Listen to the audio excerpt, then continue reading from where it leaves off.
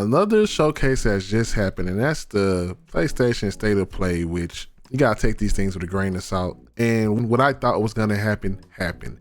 And no, not the games, but how people felt afterwards. And let's talk about, was that PlayStation Showcase really bad? Was it good? Or are people tripping? Let me know in the comment section how you felt about that showcase. Let me know if there's anything in that showcase that you was excited for, or let me know if there's anything you wish you would have seen.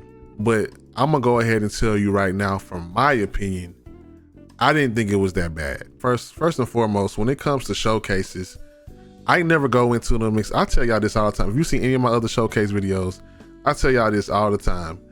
Never get your hopes up, lower your expectations, and just go in with an open mind. And you got a slighter chance of being disappointed. And also, average is okay. I did not expect any big giant bangers. But one thing I did see that kind of disappointed me was, I did see that some people already leaked the list out of what was going to be shown. And it's that specific account that always loves to do that. And I just don't like that. Like, the showcase is happening today. Why are we already leaking what's going to happen? Let people enjoy it. And they don't put no type of tags in it. They just show it. Oh yeah, this is going to be happening. This is going to be happening. But also, when it comes to these showcases, I think everybody has to remember that every game is not for you. Every game's not going to be for you. Does that make it mid? No, that just makes it not for you. But also, sometimes showcases can be a downer. You could be expecting things, but that's also why I always say, go in with no expectations. Me personally, I think that this showcase did show some things that were kind of cool. It let us see some things we already knew about. And there were some things on there that I was like, okay, that's cool. We don't need that again. But I'm sure people will enjoy that. We had some ports, we had some remakes, and we had some games that, God, who knows what that was, but it was exciting. So right off the bat, I'll just let you know that I don't think it was that bad, and I'm gonna tell you which games I did like, which games I didn't enjoy. I do think that we spend more time complaining about things and not just being open, to new experiences. The chats are always full of L's, full of this. People always want certain things and get mad when they don't see it. I can't say that. I think there's going to be more to be shown. I think that's why this gave us a state of play, because the Summer Game Festival is around the corner.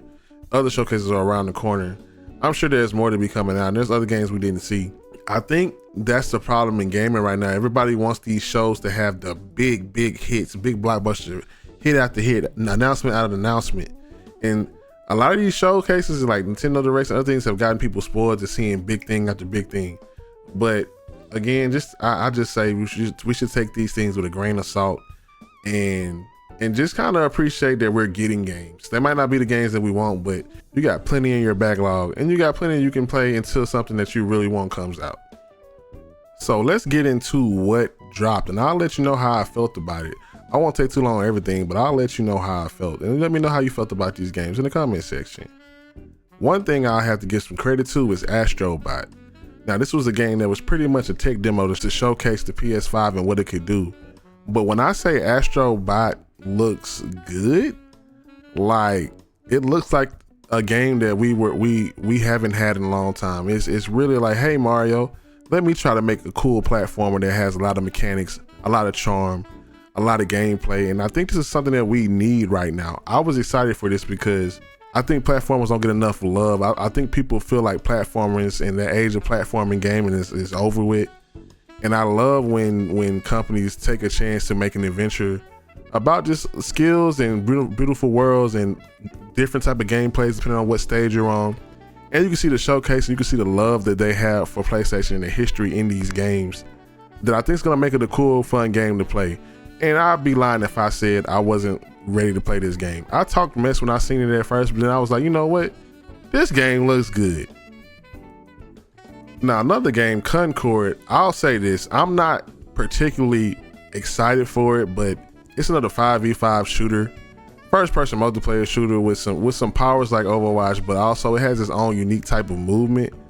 And I know people were ready to see Concord. One thing I'll say is I didn't need that long video displaying the characters. Like, I know you want to give us a charm and let us know about the characters, but I felt more for the characters once I saw how they played.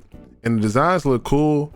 And I'm not saying I'm excited for this game, but it's a game that I'll give a chance. There's a beta coming out. It's gonna launch on PC and PS5 at the same time. So this could be another Helldiver situation, but at the same time, we got a lot of shooters. Could this actually get a place in gaming today?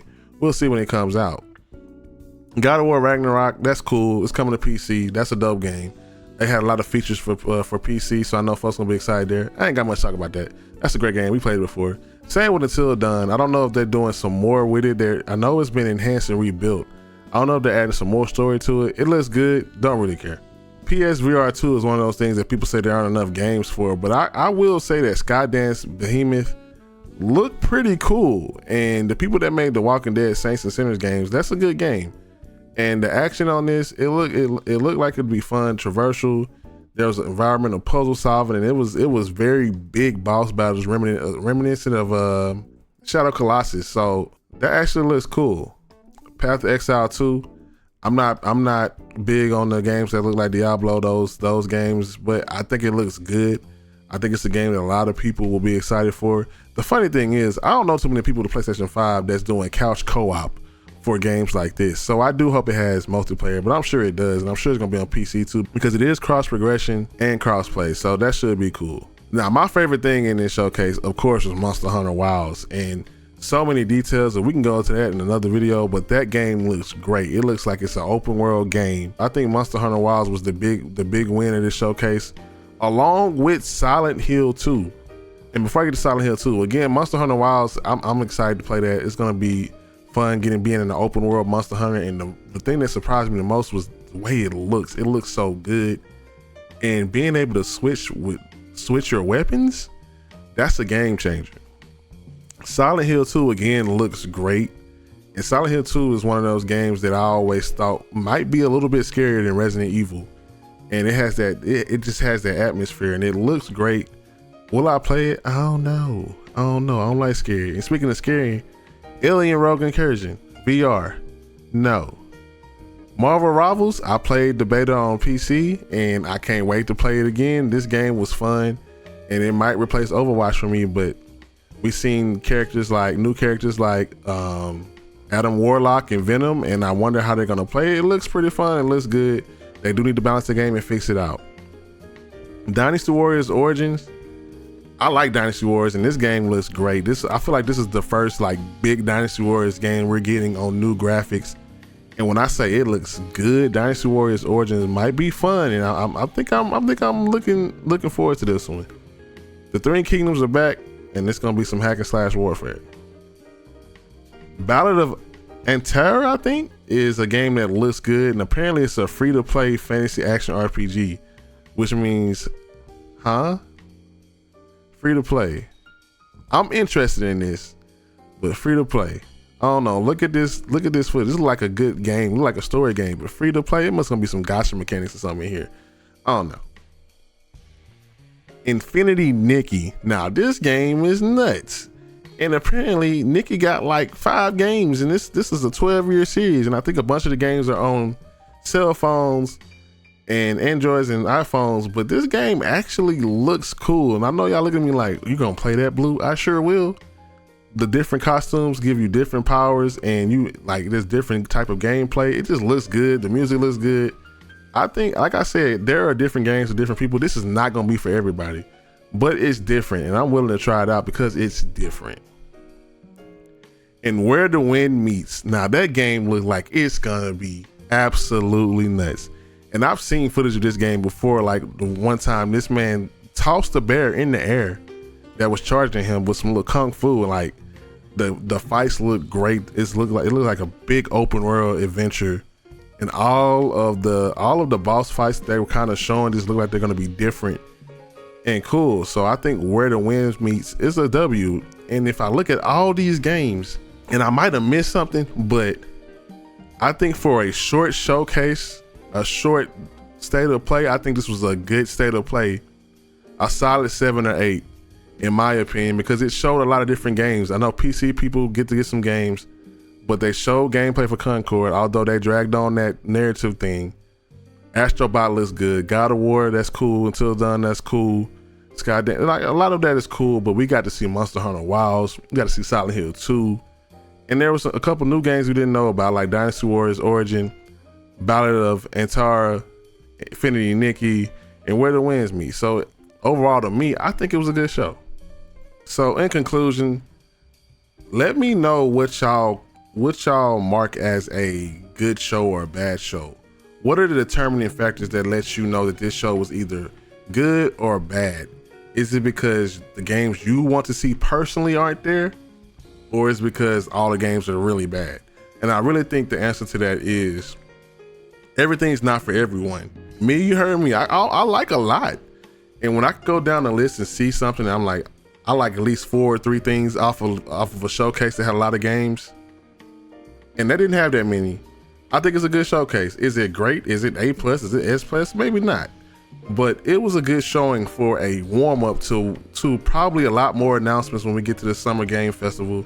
And I'm sure PlayStation has a lot more to show us. But again, that's all from me. Let me know how y'all feel in the comment section about that showcase. Was it bad? Was it good? Was it mid? And again, my opinion is just my opinion. So is yours. It's valuable. So if you feel the way, that's cool. I will try to comment and have a conversation with y'all in the comment section because I like doing these type of videos. So I appreciate y'all for watching. We almost YouTube partners, so let's get that watch time up. Check out some other of my videos.